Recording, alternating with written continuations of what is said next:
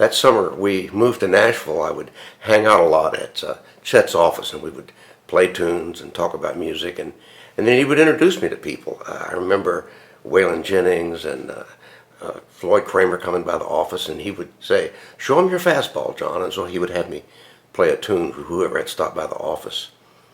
And after a few weeks, he said to me one day, he said, "Are you playing those tunes the same every time?" And I was thinking about how to answer, and he said, "What do you do if you make a mistake?"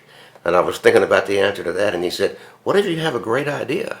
And I was thinking about the answer to that, and he said, "I'd be afraid to do that. I have to play them a little different every time, or else I'll worry about making a mistake."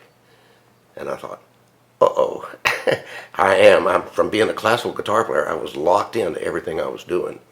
So I went home and I thought about that, and I started working up alternate endings and turnarounds to a lot of my tunes so that I could be playing live and take a little detour from time to time. It was my way of sneaking up on being an improviser.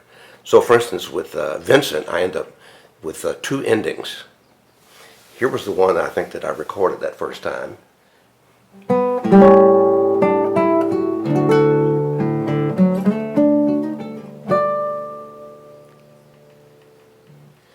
And then the other ending I came up with went in a completely different direction.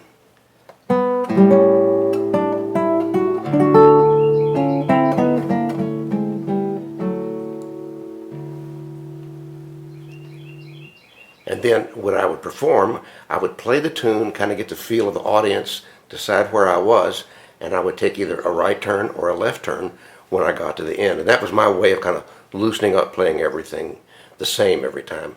Boy, there were so many lessons to learn from Chet. And that's the way they always came. Bam, bam, bam, bam, bam. And you had to go home and think about what he'd said.